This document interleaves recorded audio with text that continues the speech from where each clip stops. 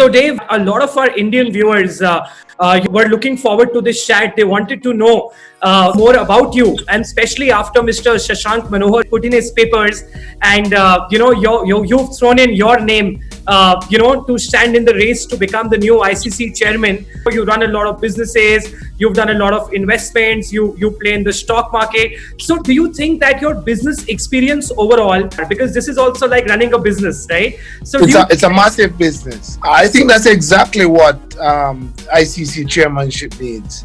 It needs somebody with an entrepreneurial spirit to take it to the level of, let's say, FIFA. With the World Cup being restricted to just 10 teams, so is that something which could change in your tenure? Absolutely. I think we need to gradually grow that to maybe 20 teams. How much of an impact do you think, cricket in America, could create to globalize the sport? How much money could they get in? Any globalization of the sport in America or anywhere else requires India. While there are a lot of people who are also rooting for you, it's important to globalize, but at the same time, India is adding maximum revenue, right? So how are you going to balance that factor that all goes well with the BCCI and yet you can globalize the sport along with the BCCI? Well, that is exactly my skill set, Ishan. I'll be able to sit down, and I've started a discussion. I had a chat with Dada a few days back, and I've tried to explain to him exactly how I would do that. And so if I've been able to convince him, then we'll be able to sit down and show the BCCI. Do you think a few changes could be made just to make the sport more interesting for fans? A lot more needs to be done, and a lot is done. Let's be fair that we've come a far way. I'm also waiting for the day, Dave, when being an Indian fan, I could go into an Indian cricket stadium and just like West Indies, I could dip my feet in a swimming pool and watch a cricket match. Well, there are upsides and downsides to having population, population size. You are the epicenter of cricket. As a big boss of West Indies cricket, did you have to draw a line with the players that, okay, we could be friends, but at the same time, I am the big boss. I have to do a few things, right? Yeah, well, Ishan actually started out the other way around. I wanted to be the players' friends. I wanted to show them that we're all part of a team. Yeah. And I happen to be their leader. Do you have any interesting Chris Gayle story for all our fans? Just to say, his nickname growing up was Cream. But cream, like C-R-E-M. Okay. Yes, like ice cream. Good morning, Dave. How are you? Good evening to you. How are you? Very well, very well, very well. So first of all, Dave, thank you so much for tuning in. And before we move ahead, quickly like to check with you with the COVID-19 around. Are you okay? Is your family safe? All good? I'm safe. My family is all good. My son is in LA and he's fine. I hope the same for you and your family as well. I know India has been hard hit by the pandemic, so I hope everybody's staying safe. Yes, we are safe. We are safe. India has been hard hit, but luckily our mortality rate is not very high. So we are good, but we are figuring it out. Yeah, we are indoors. We are staying home and we are staying safe. Yeah, well, our quarantine just ended 2 weeks ago. So we are allowed to go about, but we also have a curfew from 11 to 5 in the morning. Yeah.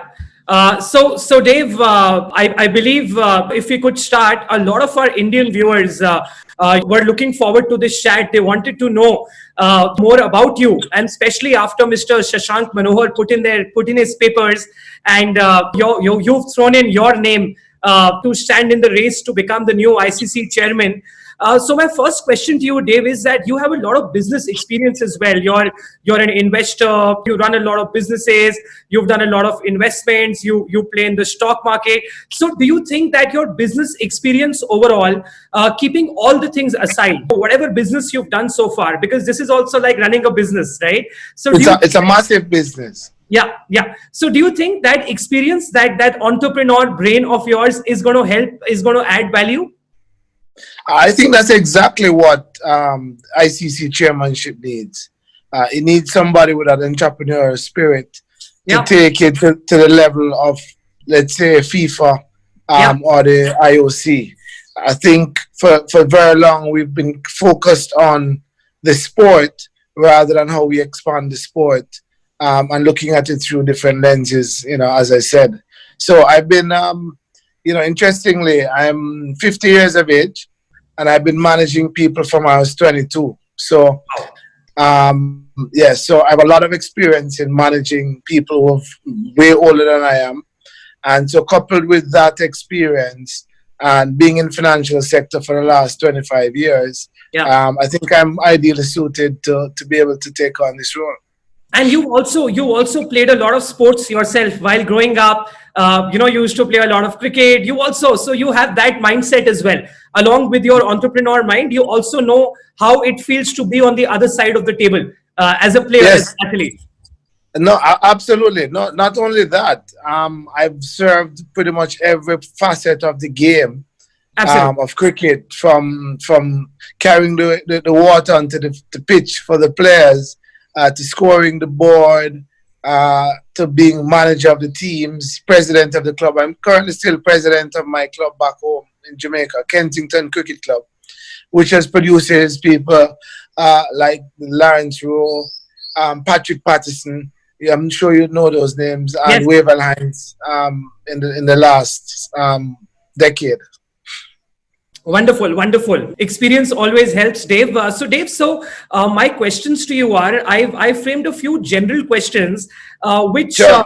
probably we as cricket fans, being on the other side of the table, because cricket is also about fans. I'm sure you would agree. It's So all about fans. yeah. Probably my first one would be, you keep speaking about globalizing the sport. I believe you have a lot of support from the United States of America as well.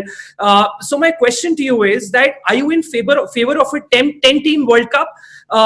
What is happening these days? Because I spoke to the Netherlands coach the other day. He seemed pretty upset. A lot of associate nations are very upset with the World Cup being restricted to just 10 teams. So is that something which could change in your tenure?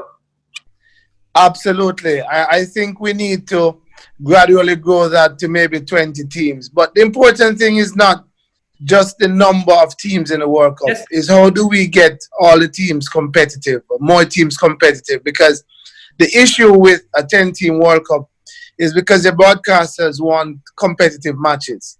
So because there are 10 full members and those are very competitive, then it makes sense to keep it to 10. But if you grew the game grew the sport in the way football has grown, for example, and you now have a 32-team World Cup, you could actually get to that number over time.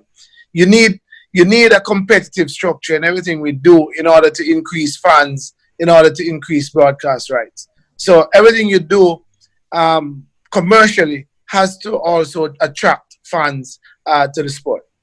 Absolutely. So, Dave, my next question to you is: while you have a lot of support from the United States, and that is a very big market. I've seen everybody speaking about it since the last 5 years. That tap into USA. I mean, India, West Indies have also played a lot of T20 games. I'm sure. You were a part of. You were the head of. That's correct. That time. Yeah. That's correct. Yeah. So. So go ahead. Sorry, Ishan. Sorry. No, I was just saying. So, how much of an impact do you think cricket in America could create to globalize the sport? How much money could they get in? Well, let me first say that any globalization of the sport in America or anywhere else requires India. India has the following, has the commercial support, has the investors, and more importantly, has all the players.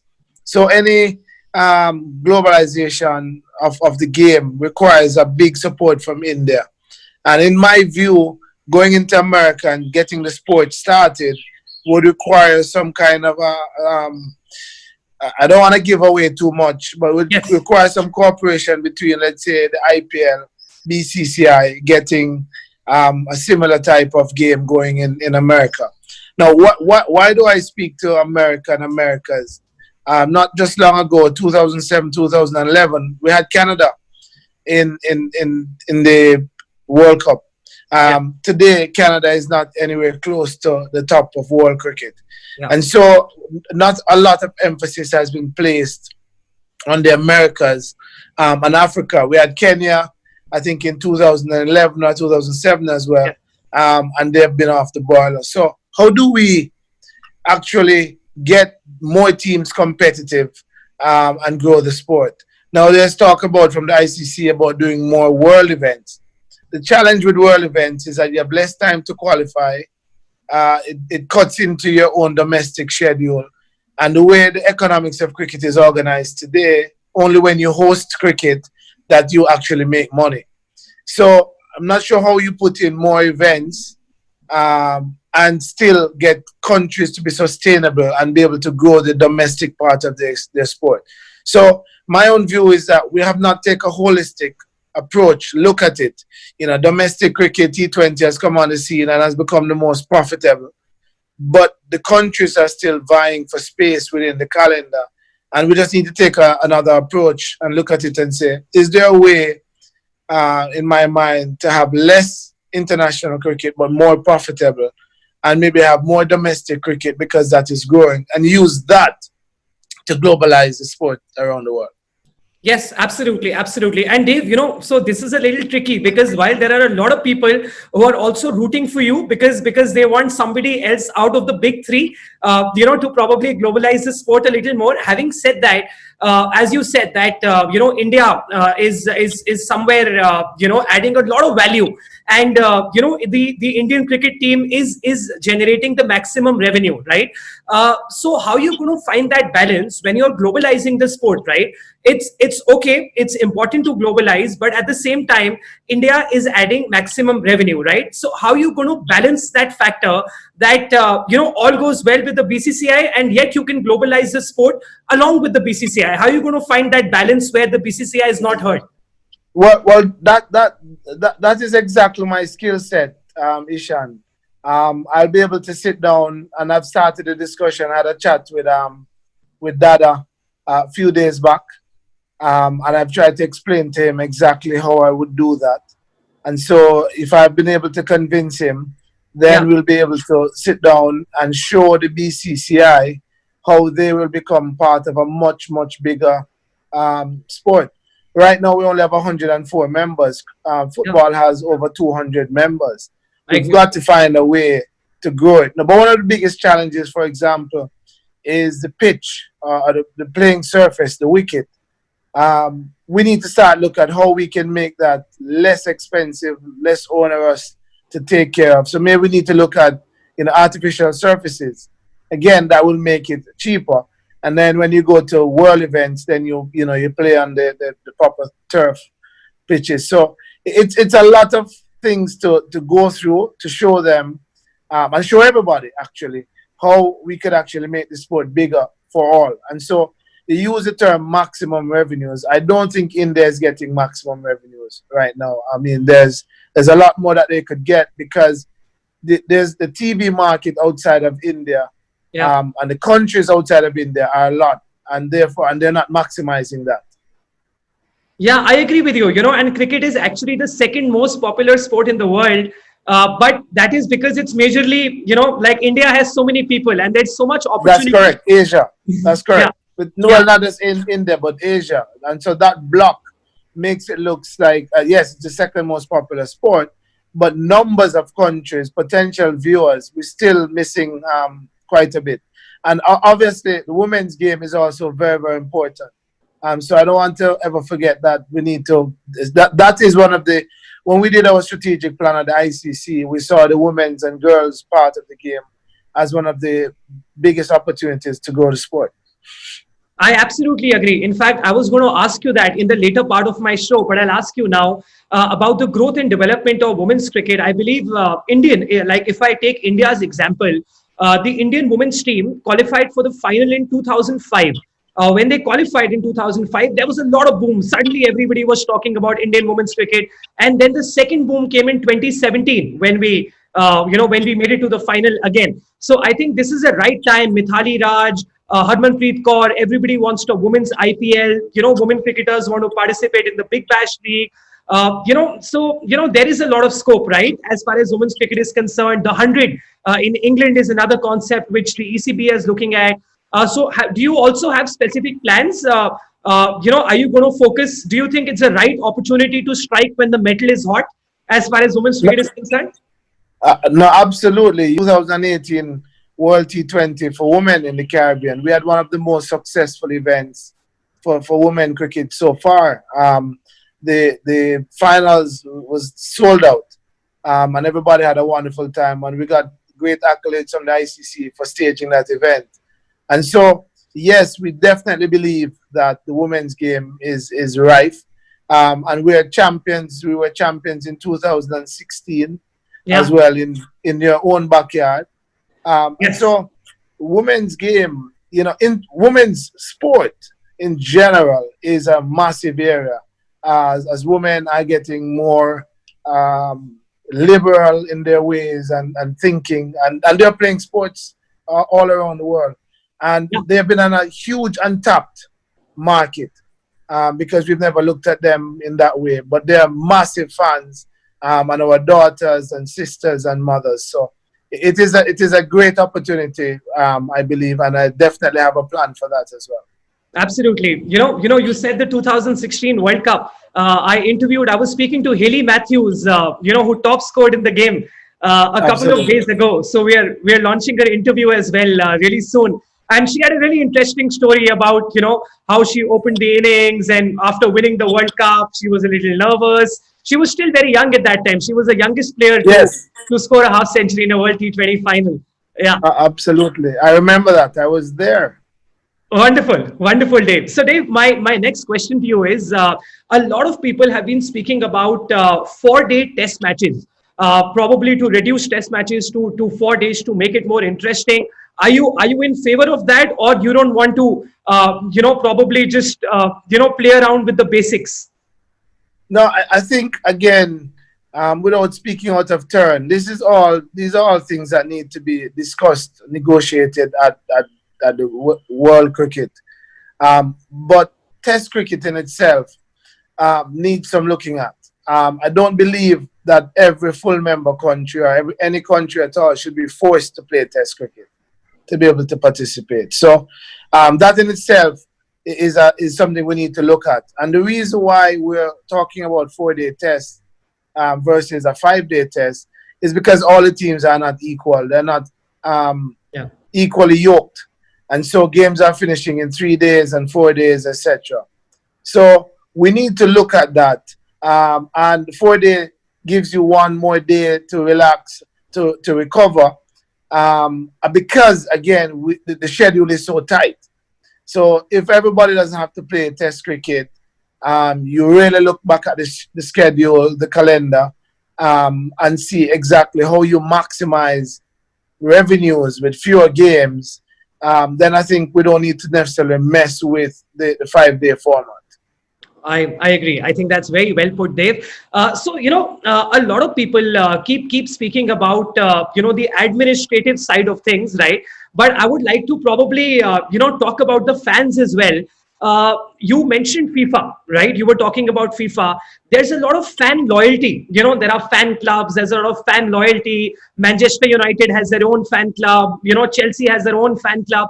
But if you speak about cricket, other than Asians, the last couple of years, that fan loyalty factor, to do something extra for the fans to generate that interest, I feel is lacking a bit. So do you think, a few changes could be made just to make the sport more interesting for fans, be it in the stadium, be it on television? Do you think there's some scope there as well? A lot more needs to be done, and a lot is done. Let's be fair that we've come a far way from Yes. the days when there was little or no fan engagement. So I'm not gonna say that we have come a far way, but we're learning from the models in football and in other and basketball and stuff like that. But Ishan, I think what needs to happen is more needs to be done at the domestic level. You find fans support players, and so it's really not the franchise so much. It's really not a country. Fans support players, and I think if we can get, and not if we can get, when we get more support for franchises for domestic cricket, and those entities really spend time on developing their fan base, I think you'll see the kind of fan engagement that you're talking about. Yeah, yeah. I'm also waiting for the day, Dave, when being an Indian fan, I could go into an Indian cricket stadium and just like West Indies, I could dip my feet in a swimming pool and watch a cricket match because this doesn't happen here. It's jam packed here. We don't have any space to have a swimming pool in a cricket stadium. Well, there are upsides and downsides to having population, to having Yeah, population size. You are absolutely. the epicenter of cricket because of your population and the fanatism in India. I mean, it's amazing when I get to India how the fans love cricket and West Indies cricket. And then you come over to the Caribbean, the small, beautiful islands, and all we do is beaches all day long. So, Yeah. you enjoy the cricket on that side, and then when you want to have fun, you come by us in the West Indies. Yeah, I agree. I agree with you. I agree with you. Absolutely. So, Dave, I was speaking to Monty Panesar yesterday, right? And he had a point as far as the game tilting towards the batsman a lot, and especially after I'm sure you're aware of the saliva ban rule. So do you think are you going to take measures? Are you going to take steps in the next couple of years, which makes the game a little more bowler friendly? Do you think that is the need of the hour, or do you think that's just blown out of proportion? Yeah, listen, we are in a pandemic, and so I don't think anything is blown out of proportion. So all of these things have to be looked at. But this whole saliva thing would have just come about as an emergency action reaction, Yeah. and so I think a lot more thought needs to be put into it as to how we go forward. Absolutely. Absolutely. And Dave, again, a lot of people have been speaking about the ICC Test Championship. I read somewhere that due to the COVID, they might need to sacrifice on that a bit.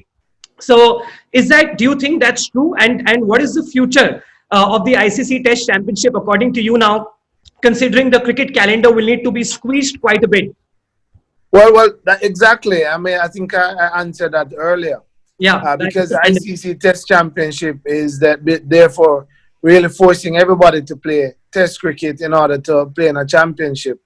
And I think if you're trying to play an ICC Test Championship, you're trying to play more international cricket, you're trying to play more ICC events, and you're putting pressure on the most commercially sound games, which is your domestic T20s, then I think there's a challenge there. Yeah, yeah. I agree, Dave. It'll be interesting to see how it shapes up. The next couple of months are really crucial. Are really crucial, and I'm so glad with the England West Indies series happening. And with Sam Curran, we got a scare with Sam Curran being tested, but I'm glad he came negative. And there's a lot expected from this England West Indies series to open doors for cricket yet again. And we really hope it goes well. Yes, no, I'm definitely looking forward to that. Like I say, I'm glad Sam has recovered, Yeah, and look forward to some cricket. I mean, we've been starved of sports in general yeah, yeah. for a while. But my second favorite sport is back on TV, at least golf.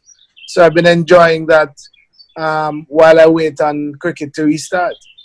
Yeah, yeah. So Dave, I like to pick up your mind as far as your business administration side of it is concerned. If you don't mind me asking, you were the big boss of West Indies cricket, right? And when you're the boss, it's not necessary that everybody likes you as a boss, right? I mean, there could be lovers, there could be people who admire you, and there could be people who are against you, just like in life, it usually is, right? So, That's correct. So there were a few people, there were a few players, for example, Darren Bravo, his controversial tweet, a few exchange of words between you and Darren Bravo. But, I always... Not exchange. I've never said anything about Darren Bravo. I apologize. Or Dwayne Bravo, yes. His controversial Yes. tweet, I would rephrase this. Yes, thank you very much. Yeah.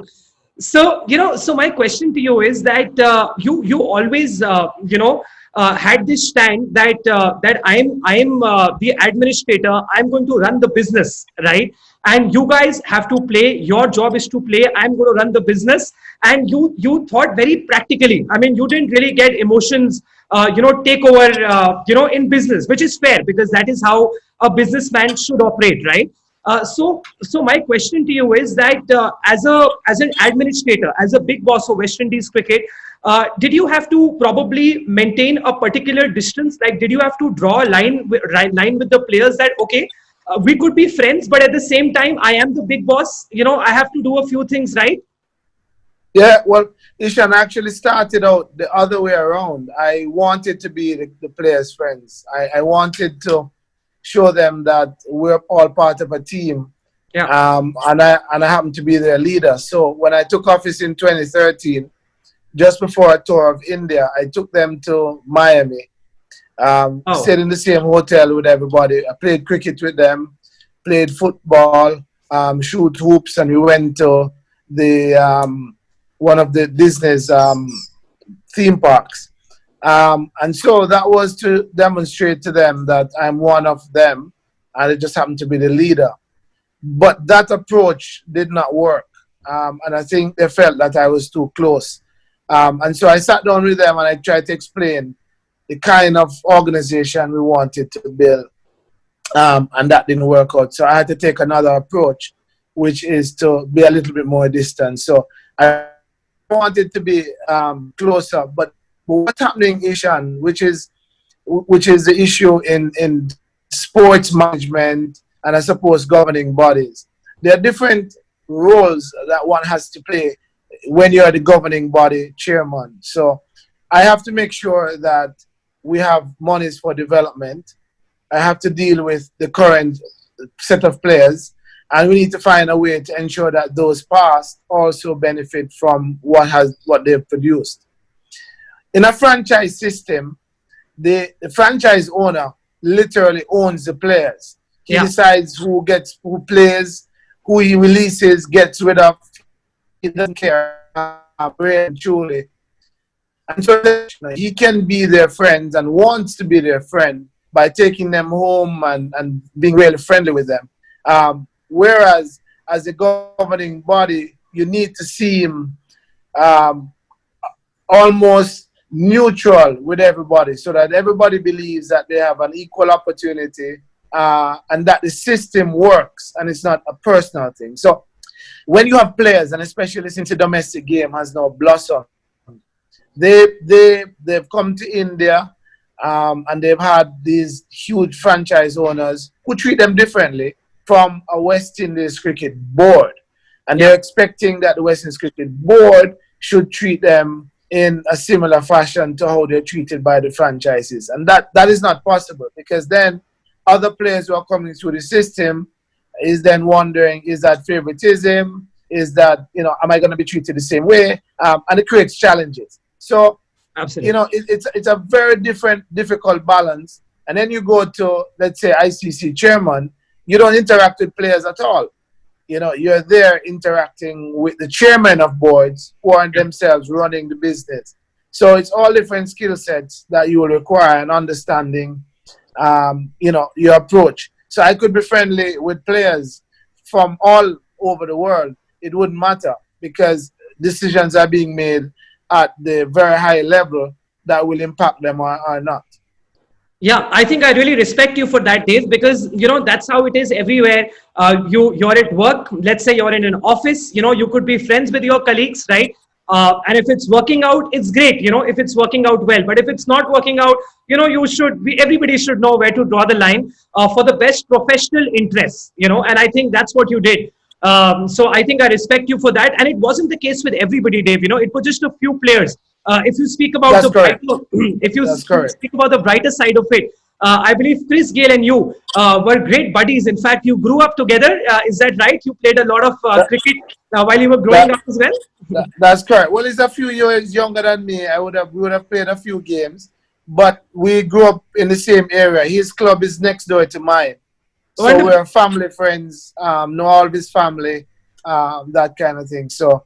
you know, we're all part of the Rollington Town cricketing family. Wonderful, wonderful. Dave, do you have any interesting Chris Gayle story for all our fans? Something which No. which is funny, which is hilarious. No, no, no, no, no, no, no, no, no, no, no, no. Not at all. Not at all. None that I want to share. Okay, that's Just to say his nickname growing up was Cream. I don't remember exactly how he got that name, but Cream, like yeah, Cream. CREM. Okay. Yes, like ice cream. Yeah. Oh, wonderful. Okay, that's cool. So Dave, now we've reached the last segment of our show. We had a lot of fun talking. We covered a lot of topics. Yes, thank you. This segment is called the last over, The last over. Dave. So what I'm going to do is I'm going to bolt 6 deliveries to you, and it's like a rapid fire. So you can't take much time, right? And you have to like answer as soon as you can. Okay. Okay. So question number 1 to you: Virat Kohli or Steve Smith? Who's a better player overall? You cannot say Test cricket or one-day cricket. Overall, who's a better player? Virat Kohli. Virat Kohli. Okay. The best current active West Indies player right now. Active. I say active. Jason Holder. Jason Holder. Question number 3. The best IPL player you have ever seen so far. Could be a batsman, could be a bowler, could be an all-rounder. Like the most valuable player in the IPL so far. Chris Gayle. Chris Gayle, the universe boss. Cream. Okay. Cream. Okay, so my next question to you is the best cricket match you've ever seen in your entire life. If you just had to pick one game that I could never forget this one. I would have to pick was IPL or any cricket fan. Could be anything. I'd have to pick Peter Matthews from the West Indies, out of Trinidad. Okay. The guy with the tall hat. Yeah. Okay, so my next question: the best bowler in the world right now, currently in the world right now. Bumrah. Okay, Jasprit Bumrah. And my last question to you is: do you see T10 cricket becoming a part of the near future, Dave? Yes and no. Okay. Yes, because it could help much smaller nations and as a recreational sport, but being a true international or played even at ICC level, I say no. Okay, fair enough. You did very well, Dave. You didn't take any time to answer those questions. You were not confused. I think you called a spade, and that's what you've always done, Dave. Even professionally, even the way you've done your business, even with the West Indies players, I believe you've called a spade. That's your personality. Sometimes it goes against you, sometimes it goes in your favor. But I think if you stick to it, you'll continue to be a successful man, Dave. Thank you very much. Really appreciate it, Ishan. Any message for the Indian fans before we call it a night? Something, like you just might be the new ICC boss. So any message for... No, well, as a new ICC boss, would really look forward to working with India and the Indian fans.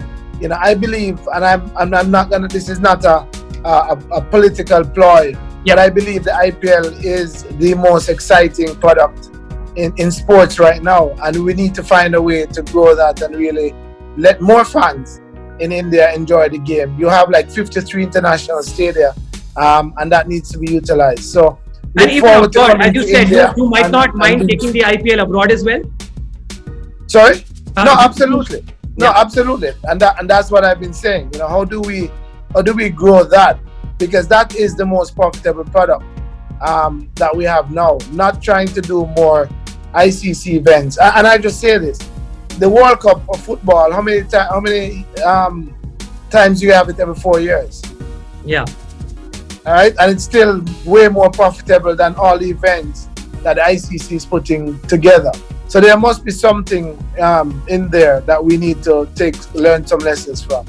Yeah, I see a very modernized mindset, Dave, and I'm sure that will be really exciting. Your ways will be really exciting because, as I said, calling the spade a spade also requires some guts. Because if you otherwise, if you make this statement that IPL could boom, IPL has potential, it could get really controversial as well, right? You know how people are. But I'm glad you're calling a spade, and we need people like you. In fact, the world needs people like you. Who could be honest and upfront. If you fail, you fail. But it's good to be honest and trying. Absolutely. Thank you very much. I really appreciate your sentiments and all the best in India. And I hope this pandemic will be over very soon. Thank you so much. Lots of love and respect from India. And like we roll in India. Namaste. Thank you. Namaste. God bless. Thank you very much. And all the best to you, Dave. All the best to you. One love. Cheers, man. Cheers.